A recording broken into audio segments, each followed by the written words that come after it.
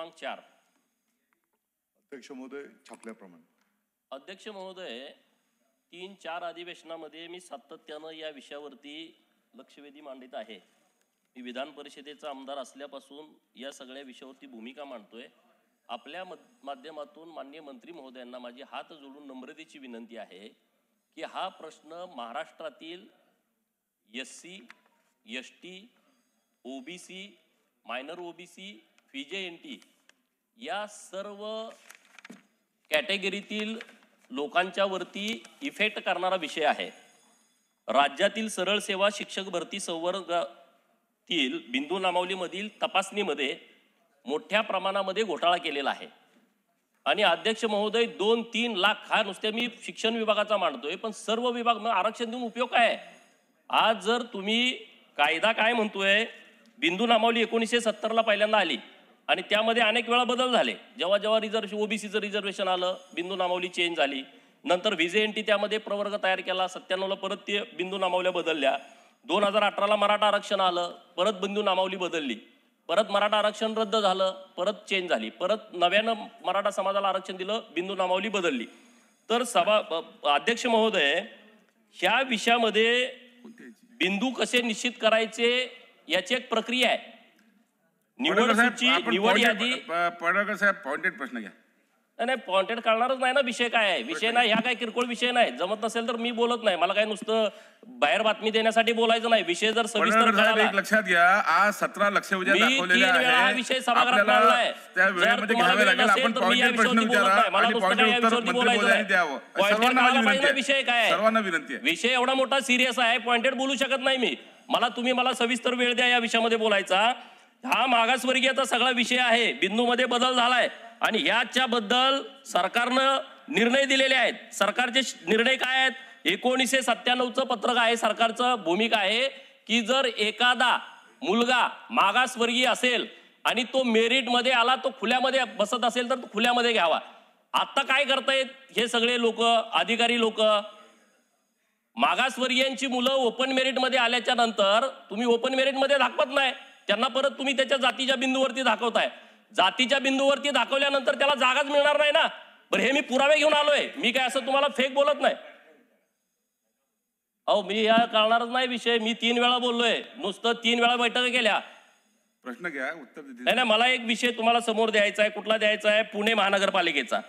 पुणे महानगरपालिकेमध्ये 2009 पासून ही जी शिक्षकांची भरती झाली, या भरतीमध्ये एक निगडे मिलन या व्यक्तीला 66.67 मार्क्स मिळाले.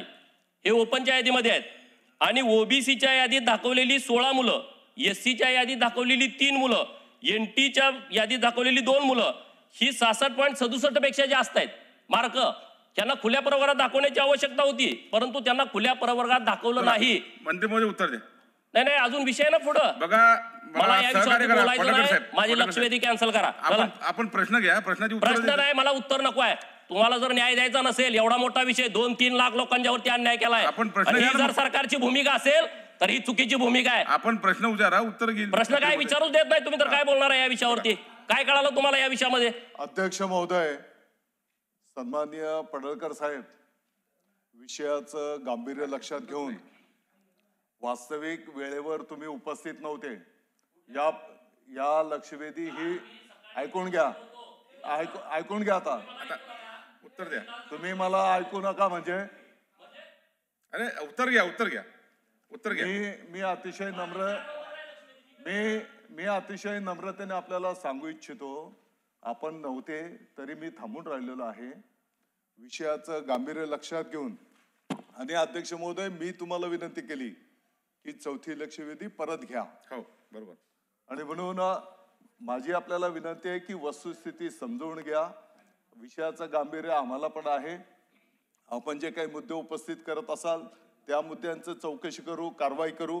परंतु आत्ताच्या घडीला जी काही आकडेवारी आहे आणि जी काही कार्यपद्धती संपन्न झालेली आहे ती पण तुम्ही ऐकून घ्या. अध्यक्ष महोदय, आत्ताच्या घडीला अस्तित्वातली जी काही नियम पद्धती आहे त्याप्रमाणे अनुसूचित जातीच्या करता 13%, अनुसूचित जमाती करता 7%, विमुक्त जाती करता 3%, भटक्या जमाती करता 2.5%, भटक्या जमाती करता 3.5%, भटक्या जमाती डी करता 2%, इतर मागास वर्ग प्रवर्ग ओबीसी याकरता 19%, विशेष मागास प्रवर्ग एसबीसी याच्याकरता 2% आणि EWS करता 10%. अशा पद्धतीची आरक्षणाची त्या ठिकाणी टक्केवारी आहे आणि त्या पद्धतीने ही भरती संपन्न होते आहे.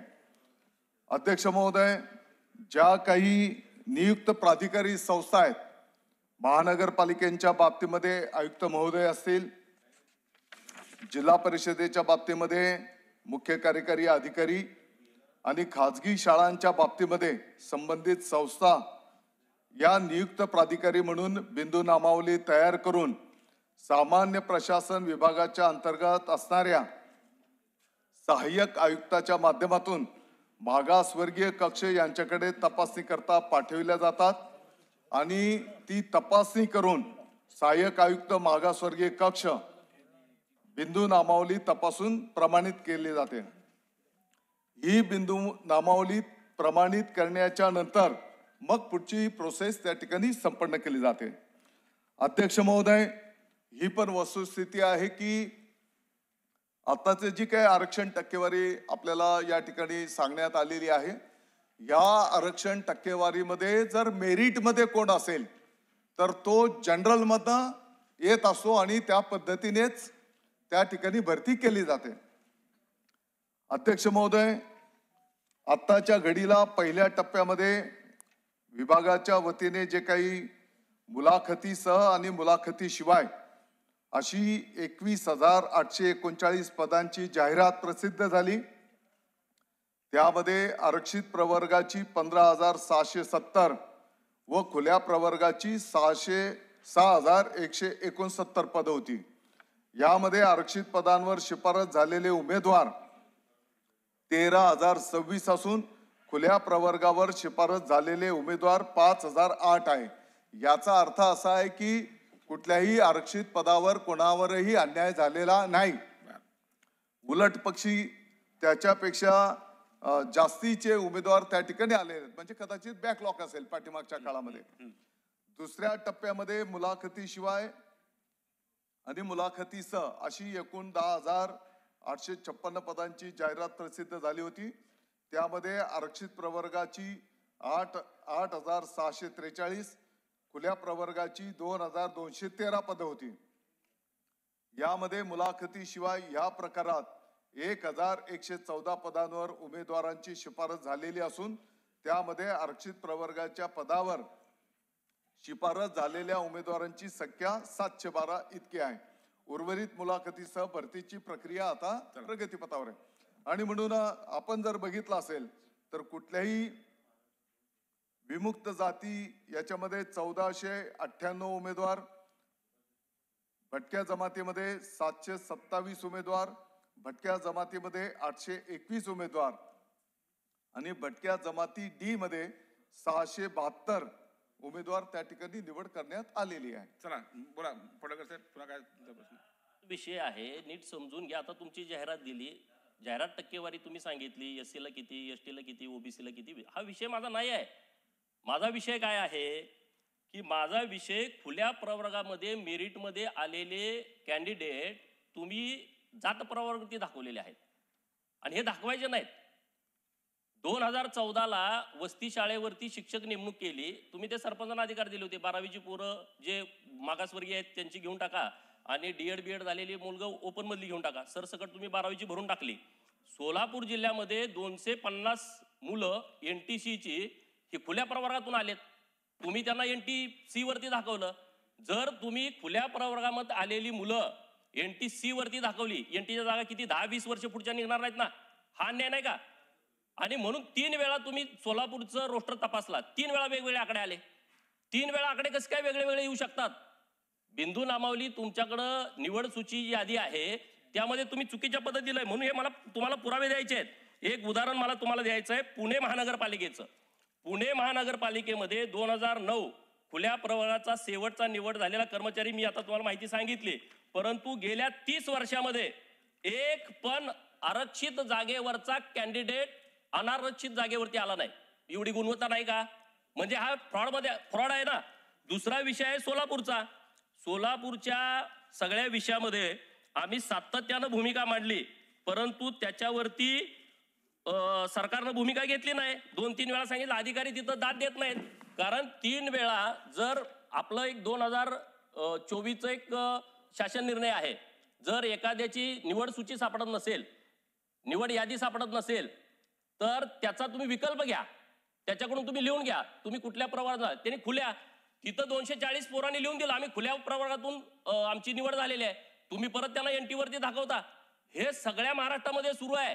आणि म्हणून माझे सरकारला स्पेसिफिक प्रश्न असे आहेत की याबाबत सरकार सरळ सेवा शिक्षक भरती संवर्गातील बिंदू नामावलीमधील तपासणीमध्ये भटक्या जमाती विशेषतः NTC, VJNT, OBC, SBC, SC आणि ST प्रवर्गावरती प्रचंड अन्याय झालाय.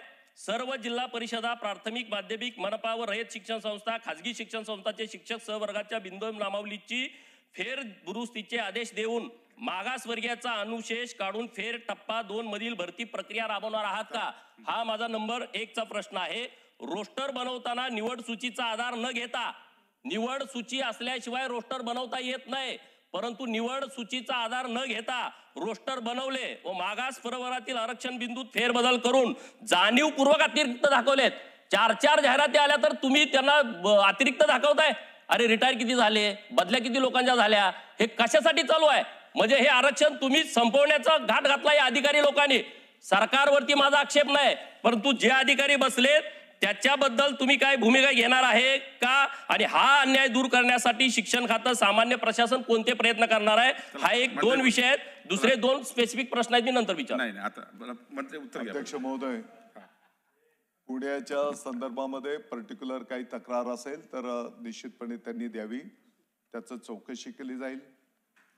जे काही अस्तित्वातले नियम कायदे आहेत त्याप्रमाणे ती कार्यपद्धतीप्रमाणे भरती प्रक्रिया संपन्न झाली पाहिजे, याबद्दल कोणाचंही दुमत असण्याचं काही कारण नाही. अध्यक्ष महोदय, मी आपल्या समोर जी काही माहिती ठेवली त्याच्यामध्ये विमुक्त जातीच्या साठी 1498, भटक्या जमातीच्या साठी 727, भटक्या जमातीच्या साठी 821, भटक्या जमातीच्या साठी D 672. याचा अर्थ असा आहे की भरतीच्या 2 जे टप्पे मी आपल्या समोर ठेवलेले आहेत, 32,695 पदांची जाहिरात देण्यात आलेली होती.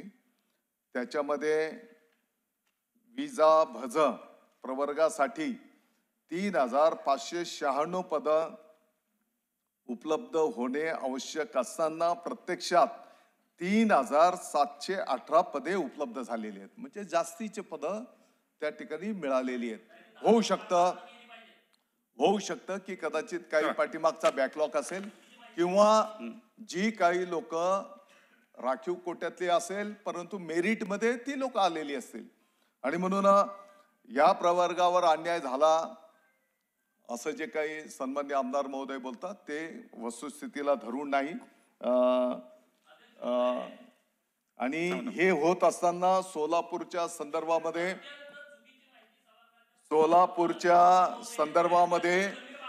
जी काही अध्यक्ष महोदय सोलापूरच्या संदर्भामध्ये जो काही मुद्दा सन्माननीय आमदार महोदयांनी या ठिकाणी उपस्थित केलेला आहे, यामध्ये शिक्षणाधिकारी जिल्हा सोलापूर, जिल्हा सरकारी वकील जिल्हा व सत्र न्यायालय पुणे, सहाय्यक आयुक्त मागासवर्ग कक्ष पुणे, उप आयुक्त समाज कल्याण आयुक्तालय पुणे यांनी त्या चौकशीचा अहवाल पण दिलेला आहे अध्यक्ष महोदय. आणि त्या अहवालामध्ये स्पष्टपणे कुठेही बिंदू नामावली जे काही आरक्षण आहे याच्यामध्ये काही चुकीचं काम झालेलं नाही असं स्पष्टपणे या ठिकाणी या अहवालामध्ये नमूद केलेलं आहे. आणि आपले जे कोण प्रतिनिधी होते संदीप फणसे दुर्दैवाने ते तिथं उपस्थित असताना या अहवालामध्ये चौकशीमध्ये ते पण सहभागी असताना त्यांनी तिकडे सही केली नाही आणि ते निघून गेले. आणि म्हणून कुठल्याही आरक्षणावर या ठिकाणी कोणावरही अन्याय करण्यात आलेला नाही आणि कोणावरही अन्याय न होता बहुजन समाजावर पण अन्याय होणार नाही ही शासनाची भूमिका त्या ठिकाणी असणार आहे. अगदी थोडक्यात विचारला होता, जी वस्ती शाळेची भरती झाली त्यामध्ये 250 मुलं ही खुल्या वर्गातून आहेत, त्यांनी विकल्प दिला. तुम्ही तो विकल्प का मान्य करत नाही याचं कारण द्या. नंबर 1, मी पुरावे घेऊन आलोय. पुणे झडपी 2019 ची जाहिरात, व्हीजेएनटी 0 जागा, व्हीजेएनटी 0 जागा. 2024 जागा गेल्या कुठं? 2025 काम करा. मंत्री मोदी एक बैठक आयोजित हे सगळे मुख्यमंत्री महोदयांच्याकडे बैठक घ्या. नाही बघा, नाही मिटेल. एकदा एक बैठक घेऊन हा विषय संपवा. हा विषय अत्यंत सिरियस आहे. माननीय मुख्यमंत्री महोदय. अध्यक्ष महोदय, मी आपल्या समोर जी काही आकडेवारी ठेवलेली आहे त्या आकडेवारीवरून असं दिसतंय की आत्ताच्या घडीला अस्तित्वातलं जे काही आरक्षण आहे, जिथपर्यंत शालेय शिक्षण विभागाचा विषय आहे, यामध्ये कोणत्याही प्रवर्गावर अन्याय झालेला नाही आणि म्हणून त्यांच्याकडे जे काही पुरावे असतील ते पुरावे दिल्याच्या नंतर त्या संदर्भातले चौकशी त्या ठिकाणी उत्तर ऐका ना गोपीजी. त्या ठिकाणी त्याची चौकशी केली जाईल आणि पाहिजे तर त्यांच्या उपस्थितीत ती चौकशी करायला लावू. चला पुढे जाऊया. लक्षवेधी